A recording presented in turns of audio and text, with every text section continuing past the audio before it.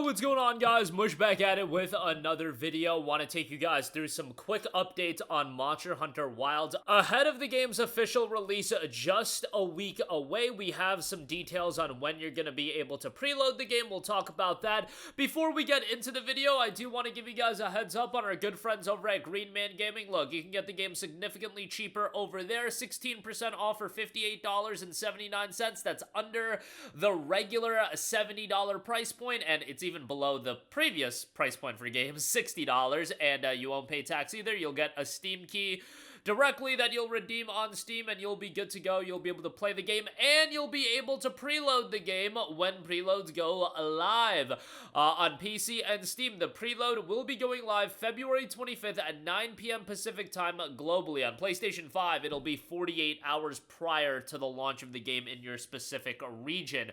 As far as the global launch timing, that is going to be at LA consoles at 9 p.m. Pacific time on February the 27th. On Eastern time zone, it'll be 12 a.m. on the dot, midnight. You'll be able to play the game. So this is going to be, in my opinion, one of the biggest game releases of the year. I generally have a pretty good gauge, and it's pretty easy to predict how well a game is going to do, and the writing is on the wall that Wilds is going to be legitimately one of the most successful games of the year.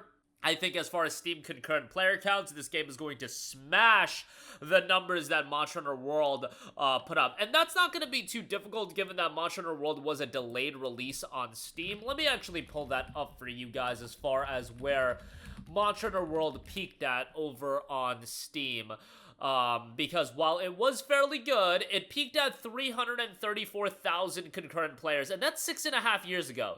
That number is so incredible given that this game had a 7-month delayed release on PC. 334k is insane. It's still rocking 24k players, now 57k in the 24-hour peak. If I had to predict, I think Wilds is going to hit 450 to 500k fairly comfortably.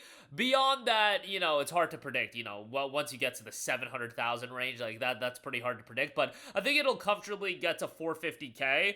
We'll see where it does settle at. This game is going to be at a $70 price point versus a $60 price point, so maybe it'll push some people away. It'll be a little bit more difficult of a game to run, but it looks like they have put some emphasis in terms of getting this game playable on more machines, adjusting the system requirements, getting a benchmark tool, which I would highly recommend you guys to utilize the tool, but don't use it as a be-all, end-all for how your performance is going to end up being. It is a benchmark tool to gauge your performance. It's not going to be the be-all, end-all. You can't really predict things like specific situations causing crashes and things of that nature, so just keep that in mind. I think there's going to be some people that utilize that tool and take it as gospel and then ultimately be a little bit disappointed by how their game performs. But nevertheless, do jump on the preload as well, given that this is going to be a sizable game. That is noting, well, what is this game noting as far as how much storage size that it's going to require? Usually with games like this, you want to factor them in at around 100 gigabytes. I mean, I wouldn't be too surprised if Wilds is around that range. Let me pull that up for you guys as well,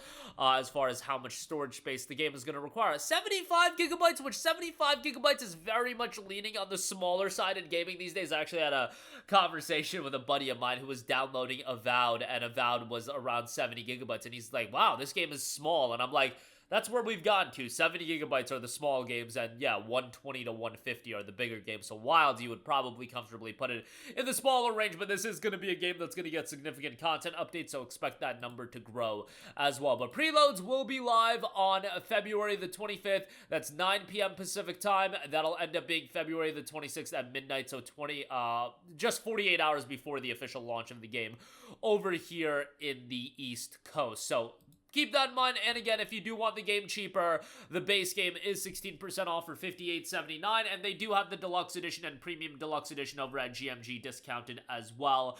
So if you want the in-game items, it's nothing too crazy, but If you want the additional content, that is available with the Deluxe Edition and the Premium Deluxe Edition. And given that this is going to be a game that people are going to sink well over 100 hours into, you know, spending the $92 and change for the Premium Deluxe Edition isn't that tall of an ask for a lot of you guys. But that'll do it for me. Preload's live on February the 26th at midnight, I guess, if you want to look at it that way. February 25th at 9 p.m. Globally, 9 p.m. Pacific time globally. But that'll do it for me. Your thoughts down below. As always, guys, thanks for watching, and I will catch you guys in the next one. Peace out.